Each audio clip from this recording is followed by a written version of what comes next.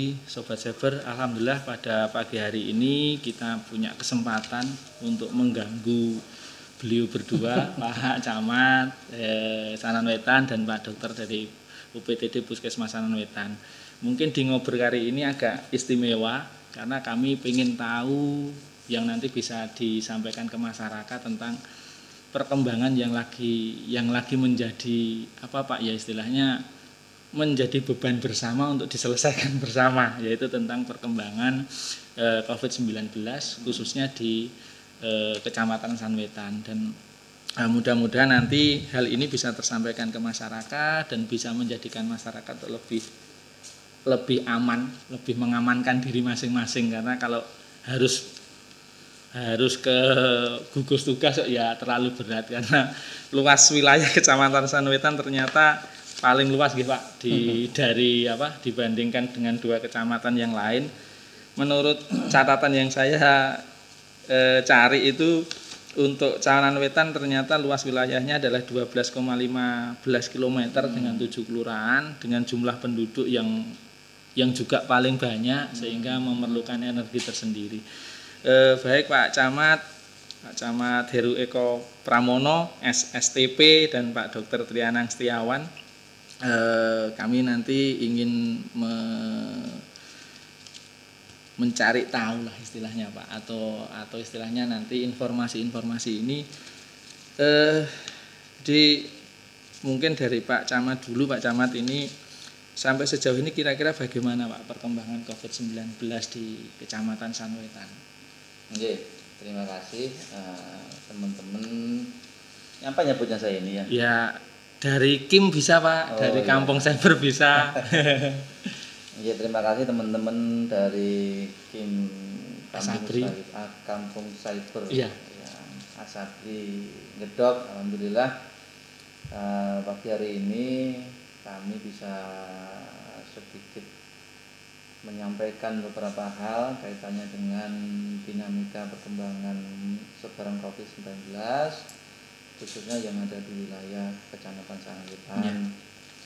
Dan alhamdulillah ini juga Pak Dokter mendampingi saya. Kemana-mana saya beliau saya ini. Ya. Dwi tunggal Pak istilahnya. Sekarang saya tinggal ini Pak Darul Kapolsek ini. Tapi sama Bapinsanya kemana-mana berjalan ya. Jadi kalau melihat tren sesuai data yang ada, memang ada tren kenaikan kasus itu yang cukup signifikan khususnya di wilayah Kecamatan Sanan Wetan.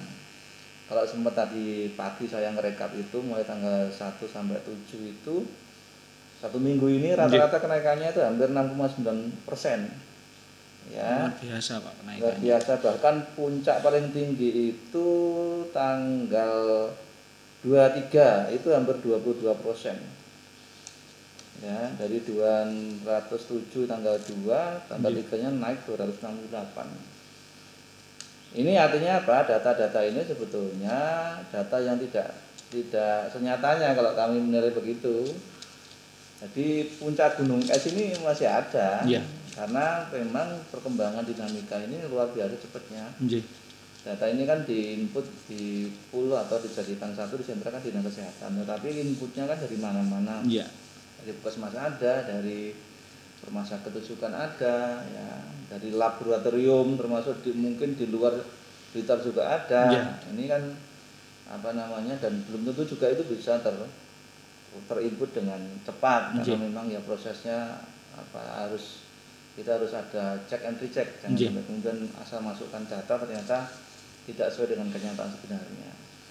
Jadi inilah kondisi real food rate-nya untuk wilayah Sanan Wetan. Ini kalau sempat tadi saya hitung-hitung itu ya. Itu tanggal 12 itu 2,4% kenaikannya. 23 22.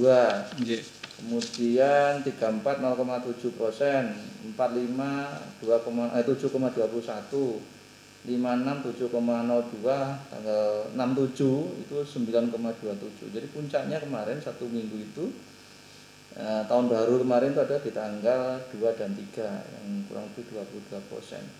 Total 1 minggu ini hampir 7% kenaikannya Pak ya. Jadi tidak semakin turun semakin naik. Nah, nanti mungkin detailnya Pak Dokter bisa menyampaikan. Jadi sementara itu dulu dari saya. melihat data dokter. Jadi data yang disampaikan Pak Camat tadi kan memang perkembangannya kan luar biasa Pak. Dilihat dari sini sebenarnya apa sih dok COVID itu kok sampai apa ya istilahnya prosesnya demikian cepat, terus kemungkinan apa yang menyebabkan menjadikan masyarakat begitu cepat apa terinfeksi ya dok ya, namanya terinfeksi atau mungkin terpapar kan dok. Monggo dokter. Ya, terima kasih. Assalamualaikum warahmatullahi wabarakatuh. Waalaikumsalam. Sobat Kim, alhamdulillah kita bisa bertemu di kesempatan yang baik ini.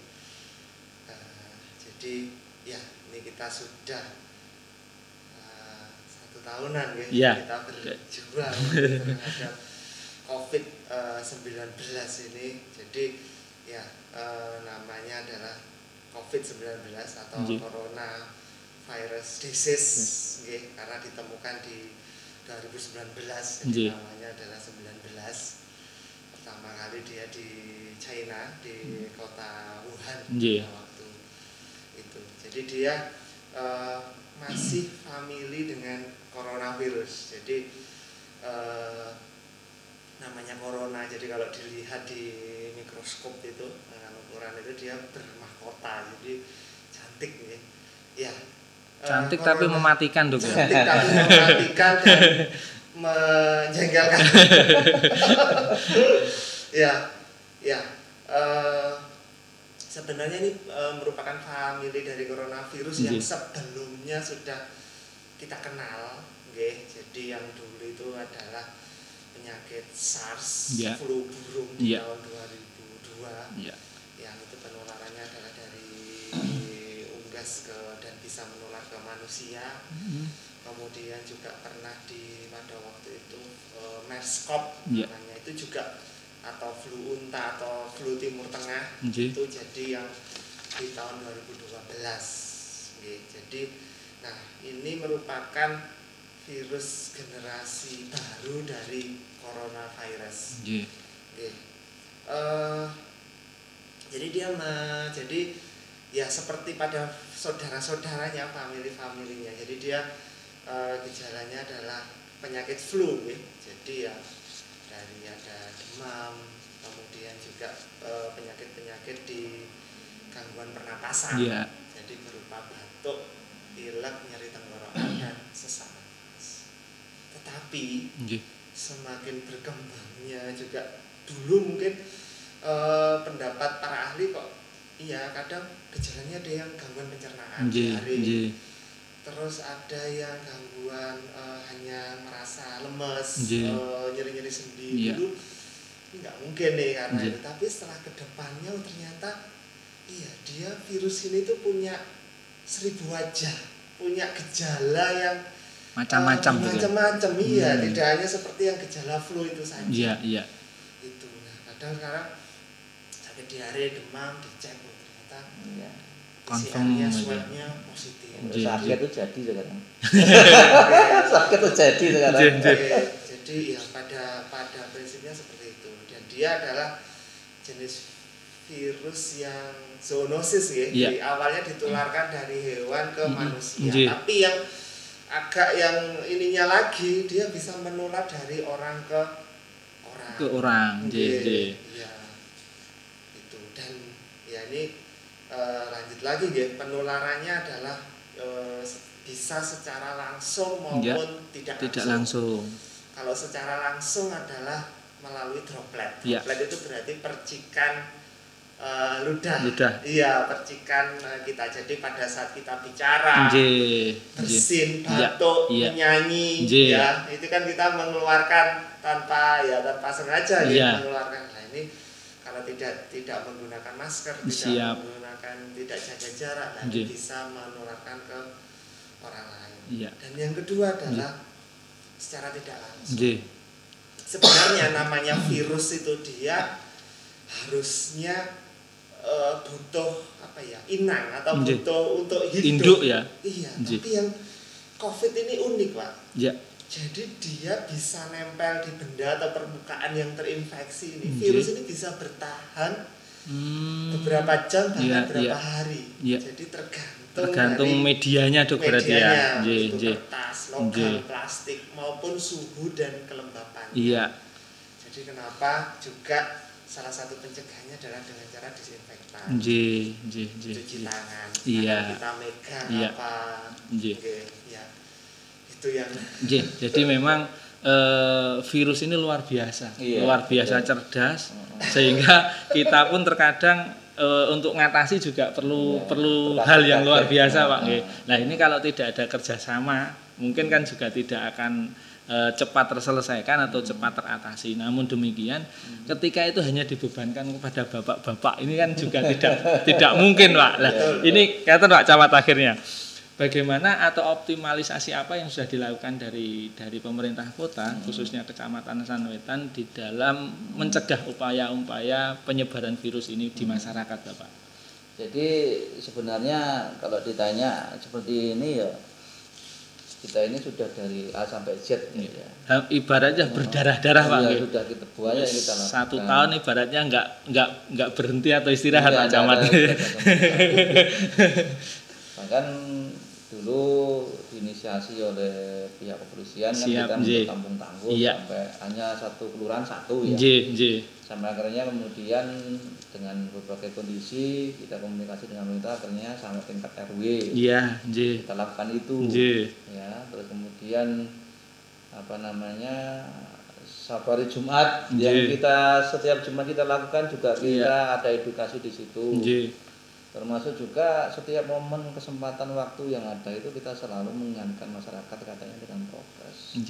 Tapi memang karena rentang waktu yang sedemikian panjangnya ada titik kejenuhan dari masyarakat. Ini yang kadang-kadang menyebabkan kenapa trennya semakin meningkat. Salah satu masyarakat sudah merasa abai. Kalau kemarin-kemarin itu kan karena barang baru itu ya akhirnya mereka lebih hati-hati. Sekarang ini kan sudah mulai abai lagi. Di sisi lain ini nakes dan teman-teman nakes ini ya juga dan teman-teman yang lainnya di Satgas ada juga titik jenuhnya juga ada. Makanya kan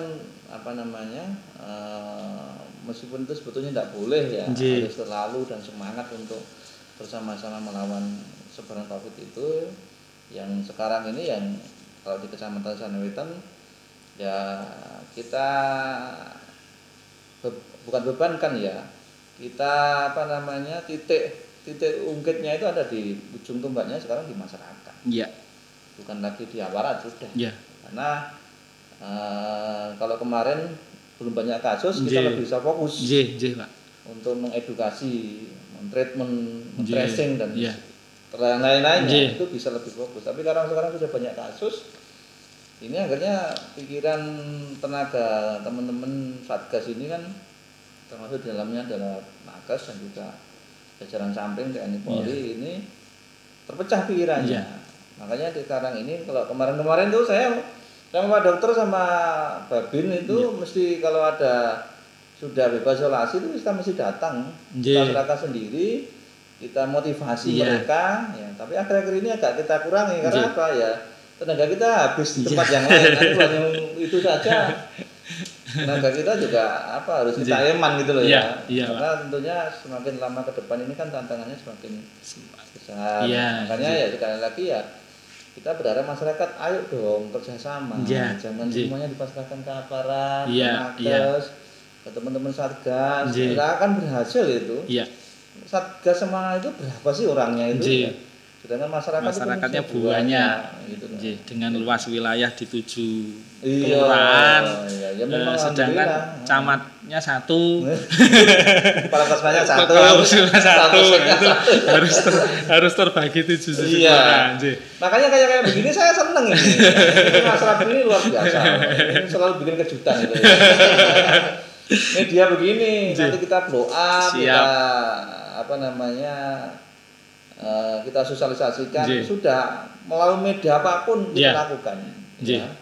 Konvensional kita lakukan, pakai dunia teknologi informasi kita lakukan. Tapi medsos ini kan sekarang kan sudah menjadi kebutuhan primer, bukan lagi kebutuhan mewah atau yang lainnya.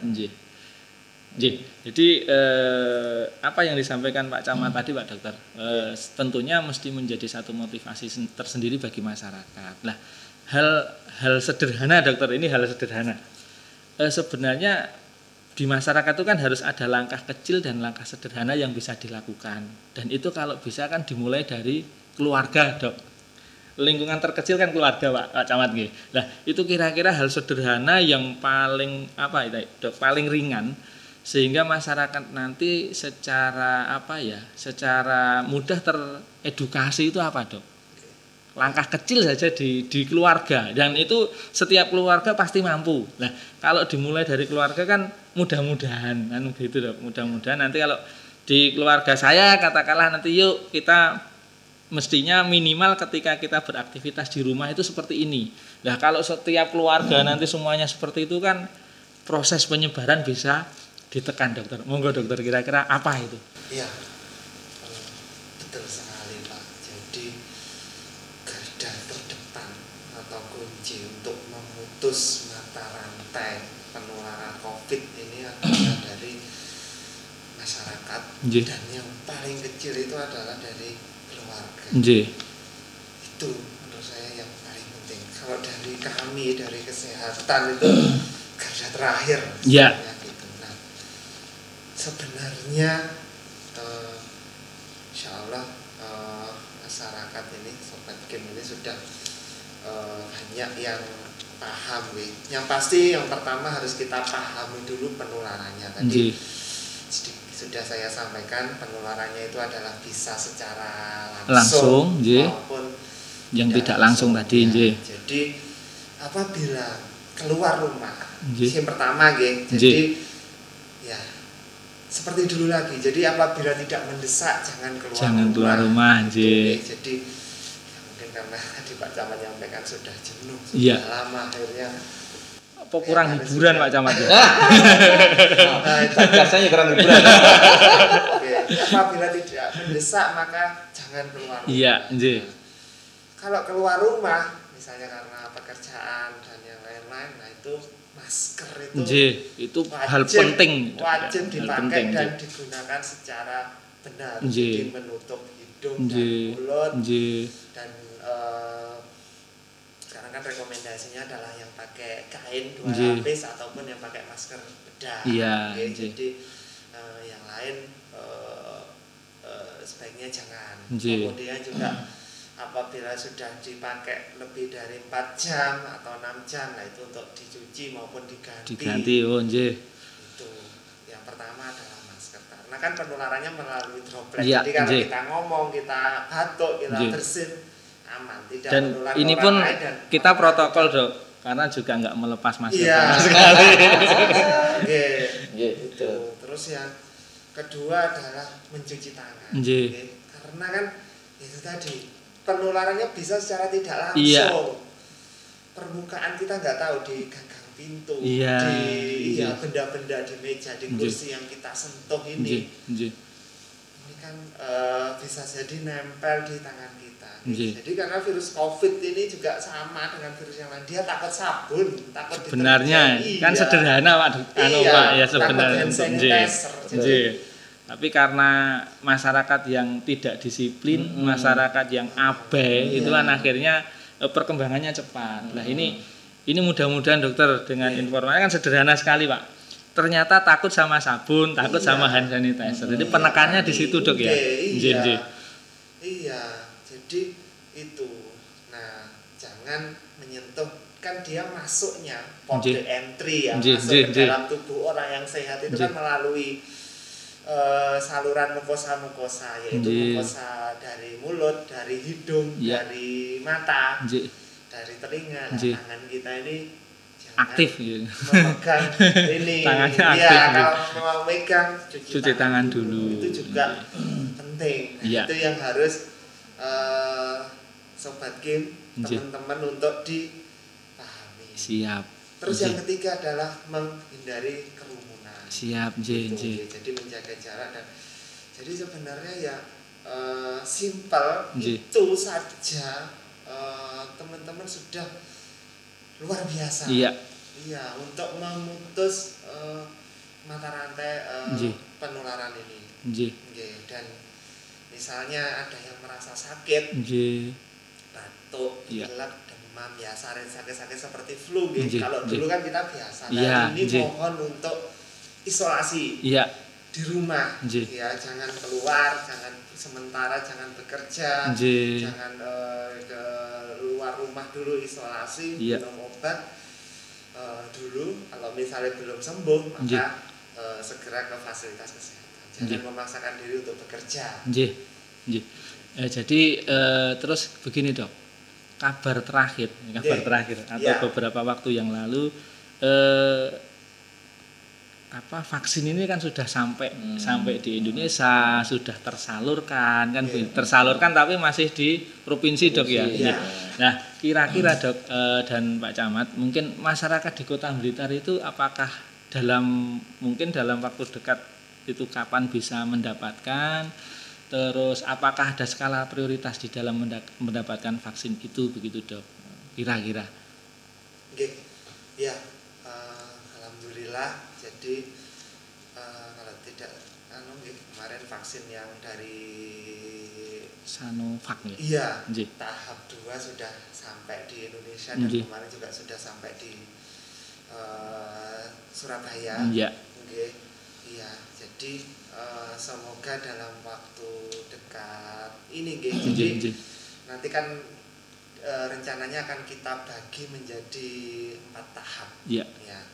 Tahap pertama ini akan kita insya Allah kalau semua berjalan lancar ini bisa jadi di Januari ini maupun nanti ataupun di Februari awal. Jadi nanti Januari sampai Maret ini di tahap 1 dan tahap 2 itu harapan kami bisa diselesaikan. Nah untuk selanjutnya nanti di tahap 3 dan tahap 4 itu setelah itu.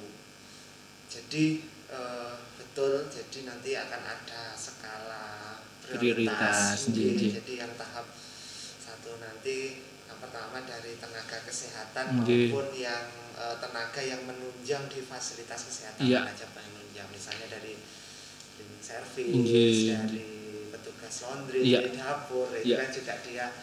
Karena apa? Karena kita ini resiko terpaparnya paling tinggi Dok dengan pasien COVID itu tinggi. Tiap hari ketemu. Kemudian juga tahap prioritas tahap 1 ini juga dari teman-teman TNI Polri. Itu juga karena beliau juga salah tugasnya juga sangat penting dan juga berkontak juga dengan masyarakat. Gitu. Dan yang ketiga juga teman-teman yang memberikan pelayanan di masyarakat, yang terutama yang vital. Itu juga akan mendapatkan di prioritas pertama. Semoga bisa, insya Allah minggu depan itu akan ada penyuntikan pertama, imunisasi pertama oleh Bapak Presiden. Kalau misalnya insya Allah. Terus kira-kira adakah efek samping Dok? Ini yang banyak menjadi pertanyaan, kekhawatiran. Jadi itu istilahnya namanya KIPI kalau di imunisasi itu. KIPI kejadian ikutan pasca imunisasi. Hal baru ini KIPI. KIPI. Jadi itu. Jadi sebenarnya imunisasi yang lain itu juga kita sudah ada sistemnya, ada pedoman, ada panduannya bagaimana sih untuk mengatasi kejadian KIPI ini atau kejadian ini. Dan ini juga sama juga dengan nanti vaksin COVID-19 ini. Jadi masyarakat tidak perlu khawatir. Jadi tenaga kami sudah dilatih untuk melakukan penanganan. Jadi pada prinsipnya sama dengan vaksin-vaksin yang lain. Jadi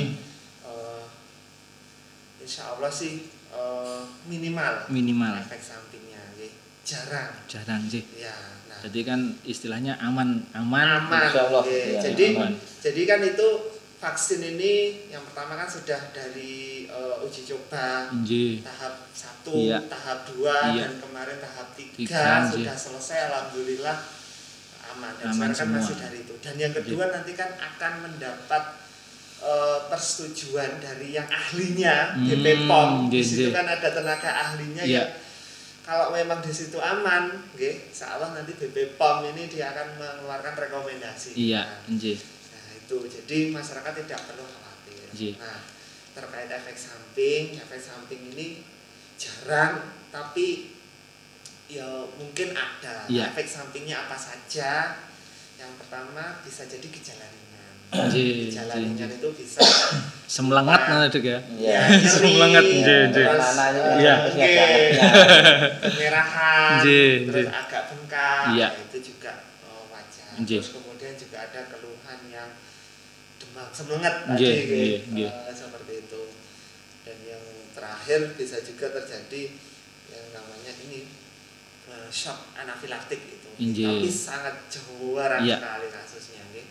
Paling kadang biasanya kan takut suntik itu tuh. Shocknya karena capek suntik. Bukan karena alerginya. Karena itu alergi obat dan kita sudah menyiapkan sarana prasarana peralatannya kalau misalnya terjadi seperti itu. Tapi insya Allah sangat jarang. Jadi untuk kesiapan sarana prasarana sendiri di Puskesmas Sanwetan sudah sangat mendukung, sangat mendukung. Alhamdulillah.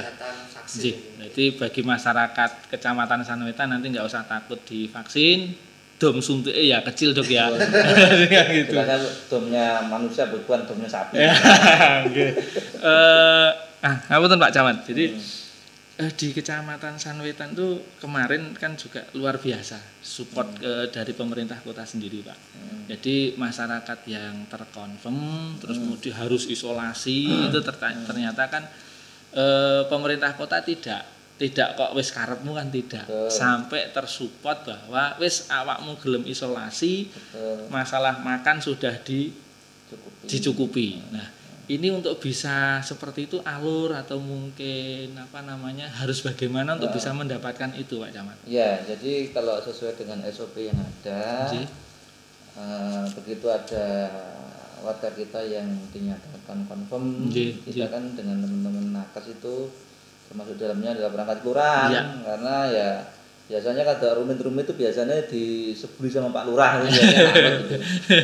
Itu setelah kita ketemu kontak eratnya kan langsung dilaksanakan pengambilan swab oleh Puskesmas. Nah, sambil nunggu hasil swab keluar, mereka wajib melaksanakan isolasi mandiri. Nah, pada saat isolasi mandiri inilah semua kebutuhan makan minum termasuk kebutuhan yang lainnya seperti sabun, kemudian susu, kalau misalnya ada anak kecil itu kita juga cukupi. Untuk makan 3 kali sehari cukupi oleh teman-teman dinas sosial, tapi kebutuhan yang lainnya alhamdulillah dicukupi oleh pihak kecamatan. Tapi semuanya dananya itu diambil dari APBD pemerintah kota, bukan duit Pak Camat ya. Jadi ya alhamdulillah, dan ini luar biasa nih, pemerintah kota luar biasa, dan ini jarang loh. Pak. Enggak semua daerah itu bisa seperti itu. Tapi ya jangan kemudian karena merasa DOPN kepenaan terus kemudian selesai maskeran dia nggak bisa begitu juga. Saya nggak mau Pak. Daripada harus diopeni mending ngopeni sendiri Pak. Betul. Kan begitu Pak. Semangatnya kan harus seperti itu. Jadi itu SOP-nya. Dan memang peran aktif dari masyarakat untuk melapor itu sangat-sangat kita tunggu. Karena ya teman-teman Satgas kan nggak bisa 24 jam memantau aktivitas seluruh warga. Jadi kalau ada yang seperti misalnya tiba-tiba kehilangan bau rasa, ini biasanya kan kita tahu kan dari masyarakat, kemudian ke bidan wilayah, ke kelurahan, ke Pak RT, Pak RW, ya ini kemudian kita tindak lanjuti sampai di level kecamatan. Tindak lanjutnya seperti apa? Kita ambil di situ. Ya alhamdulillah memang fungsi-fungsi ini jalan kita ini. Ya tinggal kita pertahankan lah. Karena yang jelas ini kan apakah ini berhenti setelah imunisasi atau tidak, kita kan ya Allahu a'lam gitu ya. Makanya ini peran-peran yang ada ini tetap kita coba untuk maksimalkan fungsinya Nggih. untuk membantu teman-teman nakes sampai nanti vaksin itu diberikan secara keseluruhan kepada seluruh warga masyarakat. Jadi secara umum bahwa sinergitas lembaga kemasyarakatan ini Iya. yang perlu terus tersupport, Betul. perlu terus guyub rukun, Pak. Betul. Jadi hikmahnya ada, Pak. Iya. Hikmahnya ada. Jadi COVID memberikan hikmah yang luar biasa, Betul. walaupun juga memberikan tugas yang maha berat juga karena musibah ya. ya. Ada musibah, ada hikmah kan, Iya. gitu, ada berkahnya gitu. Betul. Berkahnya tambah rukun, tambah guyub, tambah bersinergi kan, Betul. tentunya seperti itu. Jadi gini Pak, pesan istilahnya pesan-pesan yang paling harus disampaikan ke masyarakat itu begini. Dan ini saya lihat sendiri, saya kebetulan juga ada masyarakat yang sudah mendapatkan istilahnya logistik yang tercukupi oleh pemerintah. Terus masyarakat ini hanya isolasi mandiri selama sekian hari. Iya. Dan di RT sendiri pun juga dari komunitas teman-teman lembaga kemasyarakatan juga sudah memberikan support bahwa kalau butuh sesuatu telepono nanti dicukupi. Betul. Tapi terkadang ini Pak yang terjadi itu ya itu tadi butuh apa moro-moro ucul dhewe itu loh Pak. Ini yang terkadang menjadi beban di teman-teman. Katakanlah nanti akhirnya muncul begini Pak.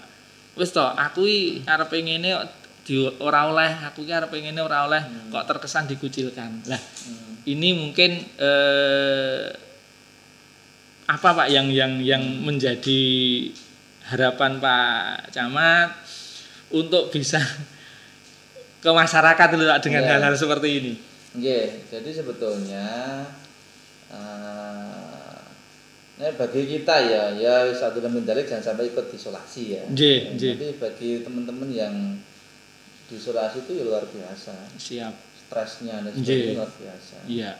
Sehingga kadang-kadang karena ada stres itu akhirnya muncul sikap perilaku yang mau sendiri, melanggar norma itu jadi seperti itu. Hanya yang perlu saya tekankan di sini bahwa apa yang kita lakukan ini mengisolasi, mencukupi kebutuhan mereka itu ada dalam rangka apa? Dalam rangka memutus sebaran COVID ini dan juga menyelamatkan yang bersangkutan. Siap. Kalau yang bersangkutan bisa kita selamatkan, tentunya lingkungan keluarga juga akan terselamatkan. Tapi ya terkadang ya namanya manusia. Diberi A minta B. Tapi ingat bahwa jangan sampai nanti gara-gara panjenengan tidak mematuhi protokol COVID-19 orang lain jadi korban. Ilingo orang lain itu loh. Ya, jadi mungkin yang saya perlu ingatkan di situ. Siap. Sudahlah. Nanti semuanya kita cukupi. Enggak usah khawatir. Pemerintah Kota Blitar luar biasa, perhatian sama warganya luar biasa. Dan ini sudah hampir setahun ya begini terus tidak berubah. Nah, coba buktikan yang daerah lain. Sampai Tengkleler itu enggak diopeni, tapi yang udah di Kota Blitar luar biasa. Ya ada irinya, Pak. Akhirnya ya itu tadi. Kota Blitar kok kaya ngono. Akhirnya isolasinya banyak di Kota Blitar. Ini umet ya. Jadi yang dari daerahnya pulang ke sini, pas di sini. Umet saya. Mungkin untuk dari sisi bidang kesehatan dokter mungkin yang closing statement yang mungkin bisa disampaikan dari Dokter Trianang kepada masyarakat Dok. Monggo Dok. Terima kasih. Jadi ada dua menurut saya itu. Jadi yang pertama bagi masyarakat yang sehat ya, bagi masyarakat. Jadi jangan bosan, jangan jenuh untuk mematuhi protokol kesehatan. 3M itu jadi menggunakan masker, mencuci tangan, hindari kerumunan, menjaga jarak itu sampai sekarang harus secara disiplin, secara patuh untuk diterapkan. Walaupun misalnya nanti sudah ada vaksin, tapi tetap jelas dari Kementerian Kesehatan tetap masyarakat harus 3M ini tidak boleh putus. Terus yang kedua, bagi yang saudara kita, tetangga kita, teman kita, keluarga kita yang sedang misalnya dia harus isolasi, kalau yang confirm atau yang positif, alhamdulillah kita sudah ada fasilitas rumah isolasi. Jadi sudah di sana, sudah dipantau. Di sana Wetan lagi. Sudah ada tenaga kesehatan yang memantau kondisinya. Nah, bagi yang isolasi di rumah, karena dia misalnya berstatus kontak erat, yang masih menunggu hasil swab, ataupun yang misalnya kasus suspek yang misalnya dari bergejala kemudian juga mengambil suspek lah, ini untuk memang disiplin untuk isolasi, disiplin untuk tidak keluar rumah, tidak tanda kutip keluyuran. Jadi ya tujuannya adalah karena itu tadi untuk mencegah memutus mata rantai. Kita belum tahu yang bersangkutan ini positif maupun negatif. Contoh kasus kontak erat ini, dia merasa sehat, tidak ada gejala, ngaku lu sehat, awakmu seger buger, olahraga rutin, nah itu makan enak gitu. Makan enak. Iya. Jadi kalau sudah statusnya kontak erat, mohon untuk disiplin. Banyak yang sudah yang rutin hidup sehat, terpapar COVID juga ada ya. Itu ya. Jadi mohon untuk disiplin. Dan yang kedua adalah masyarakat. Ya itu tadi alhamdulillah di Kota Blitar ini sudah terjalin baik. Jadi tetangga sekitar RT RW ini juga jangan mengucilkan, jangan menstigma, tapi harus memberi dukungan, memberi semangat, memberi ya itu tadi apa sih kebutuhannya dia yang mungkin belum kadang kan yang misalnya pulsa atau apa perlu apa, itu juga ini masyarakat ataupun dukungan moral. Nah ini juga itu kemudian juga itu tadi kalau ada masyarakat yang bergejala batuk pilek demam hilang penciuman hilang perasa, itu juga untuk segera menyampaikan ke RT RW. Alhamdulillah kita sering evaluasi dengan Pak RW, kita kumpulkan sekecamatan, kita sharing, kita berikan ilmunya. Itu salah satu bentuk dari kampung tangguh itu. Nah, nanti juga bisa melapor ke puskesmas maupun ke bidan wilayah, bidan wilayah kelurahan. Itu dan nanti kalau misalnya ada vaksin, jadi masyarakat tidak perlu takut, tidak perlu khawatir karena sudah dilakukan penelitian dari tahap 1, tahap 2, kemudian kemarin tahap 3, dan nanti juga dan ini masih diteliti oleh para ahli dari BP POM, karena yang berwenang nanti akan dari situ. Jadi kalau di situ sudah dinyatakan aman, jadi insya Allah bahwa vaksin itu akan aman dan bermanfaat untuk salah satu solusi untuk memutus mata rantai penularan. Itu. Tapi yang 3M-nya itu untuk yang harus terus dipegang. Tetap jadi jangan jenuh, jangan bosan. Siap. Terima kasih dokter, dan mungkin closing statement dari Pak Camat sendiri. Jadi saya juga 3M. Oh, itu Pak, sama nggih. Iya, jadi sama-sama 3M ya. Tapi ketahui sih M-nya beda. Ini beda, Pak. Jadi kalau ingin kita ini segera agar sebaran COVID-19 ini bisa kita cegah, kita tangani, itu juga 3M itu juga perlu dilakukan. Yang pertama adalah mulai dari yang hal kecil. Mulai dari hal yang M kecil. Yang pertama, M yang kedua mulai dari diri sendiri. Yang M yang ketiga adalah mulai sekarang juga, tidak usah nunggu besok. Ya, M-nya Pak dokter tadi ya disambung dengan M-nya saya. Ya, mulai dari yang kecil-kecil.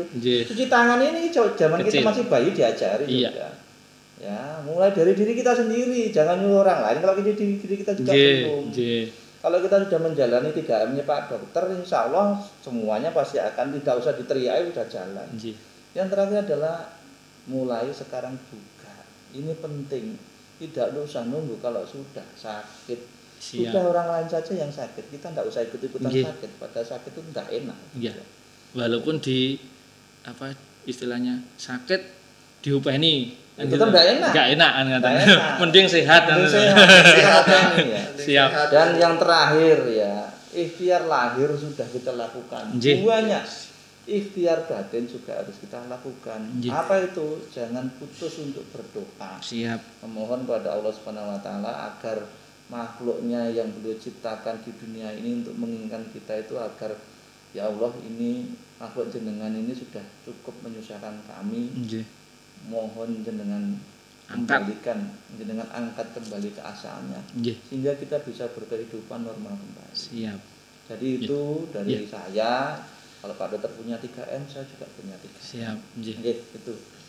Demikian Sobat Cyber, hal luar biasa bisa kita dapatkan dari Pak Dr. Tri Anang dan juga dari Pak Camat Sanan Wetan.